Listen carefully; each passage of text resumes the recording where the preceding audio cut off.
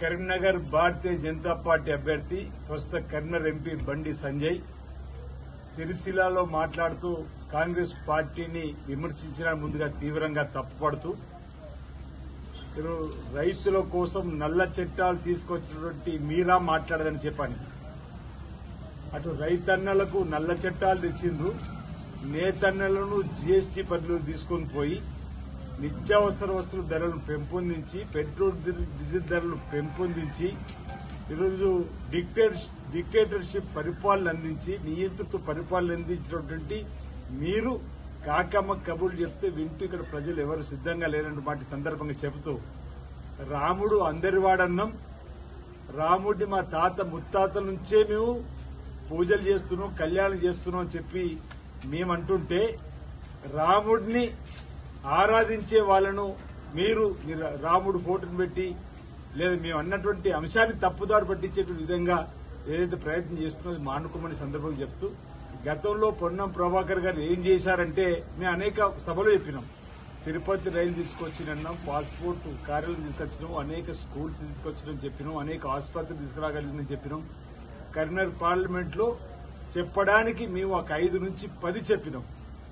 నీవు ఒకటన్నా చేసినావు పార్లమెంట్ మెంబర్ గా అంటే ఏ ఒక్కటి సమానం చెప్పకుండా డొంక తిరుగుడు సమానం చెప్పడం మానుకోవాల్సిందిగా ఈ సందర్భంగా మేము కోరుతూ ఈరోజు కరీంనగర్ పార్లమెంట్ పరిధిలో వేములో రాజన్న ఆలయం ఉంది, కొండగట్టు అంజన్న ఆలయం ఉంది. ప్రసాద్ పథకం కింద కేంద్రం నుంచి ఆయా దేవాలయం నిధులు తీసుకొచ్చేటువంటి అవకాశం ఉన్నా ఇదే తెలంగాణ రాష్ట్రంలో ఓవైపు జోగులాంబకు నిధులు విడుదలైన, ఓవైపు రామప్ప ఆలయానికి నిధులు మంజూరైనాయి. నీ నిర్లక్ష్యం వల్ల అనా పైసా కూడా రాజన్న ఆలయానికి అంజన్న ఆలయానికి నిధులు విడుదల కాలేని మాట వాస్తవంగా ఇది వైఫల్యమో కదా, ఎందుకు దీన్ని ఒప్పుకోవడం లేదన్నమాట మేమంటుంటే దానికి సమానం చెప్పలేక నేతన్న దగ్గరకు పోయి ముసలి కన్నీరు కాల్చుడు, రైతన్న దగ్గరకు పోయి ముసలి కన్నీరు కాల్చు. అసలు 5 సంవత్సరాల పదవి కాలంలో ఈ నేతన్నల కోసం రైతన్నల కోసం దేవాలయాల కోసం చేసిన ఒక్క అభివృద్ధి పని ఏంటంటే దానికి సమాన సూటిగా చెప్పడం లేదు. ఈరోజు నేతన్నలకు సిరిసిల్లలో బకాయి పడ్డ 200 పైచిలు కోట్లు ఎవరి హయాంలో ఉంటున్నా. ఆనాడు గల్లీలో లొల్లి పెట్టుకుని ఢిల్లీలో దోస్తీ చేసినటువంటి మీ పురాణ దోస్తు టీఆర్ఎస్ పార్టీ కాదని నేను అంటున్నా. ఆ టీఆర్ఎస్ ప్రభుత్వానికి సంబంధించిన వారిని ఆ కేటీఆర్ ని ఎందుకు విమర్శిస్తూ అంటున్నాం.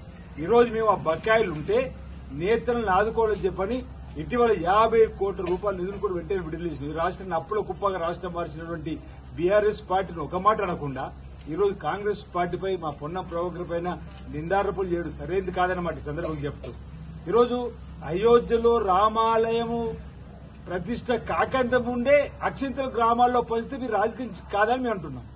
ఈరోజు అయోధ్యలో రామాలయం ప్రతిష్ట పూర్తయిన తర్వాత రాముడి పాదాల దగ్గర ఉన్నటువంటి అక్షింతలు మా గ్రామంలో ఉన్న ప్రజలకు పంపిణీ చేసి వాటిని ఆశీర్వచన రూపంలో ఇస్తే రాముడి ఆశీస్సులు అందినట్టే.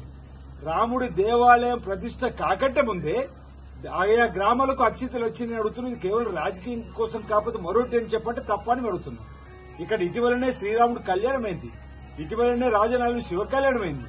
అక్కడికి వెళ్లిన తర్వాత కళ్యాణం అయిన తర్వాత అక్షింతలు ఇచ్చి ఆశీర్వించే కార్యక్రమం చేస్తారు తప్ప కళ్యాణం కంటే ముందో 3 రోజుల ముందు లేదా ప్రతిష్ట కంటే 3 రోజుల ముందే మీరు పంపించి రాజకీయం చేస్తున్నారని చెప్పి మీరు ప్రజలు చైతన్యం చేస్తున్నాం. రాముడు అందరి వాడు అంటున్నాం. ఈ రోజు మీరు అంటున్నారు కదా మోడీని 10 సంవత్సరాలు ఈ దేశాన్ని అభివృద్ధి తీసుకున్నారు, మోడీకి ఫోటో పెట్టుకుని ఎందుకు ఓటు అడుగుతలేదు ఉంటున్నాం. 10 సంవత్సరాల ప్రజా వ్యతిరేక పరిపాలన. జన్ ధన్ ఖాతా తెరవండి, ధన్ ధన్ పేదవాడి ఖాతాలో 15 లక్షలు వేస్తా ఉన్నారు. అన్నా పైసా వేసిర్రా? ఏటా 2 కోట్ల ఉద్యోగులు ఇవ్వగలిగినరా? లక్షల కోట్ల రూపాయలు పనుల పేరిట దోపిడీ చేసినటువంటి ప్రభుత్వం గద్దె దిగవలసిన రోజులు వచ్చినాయి.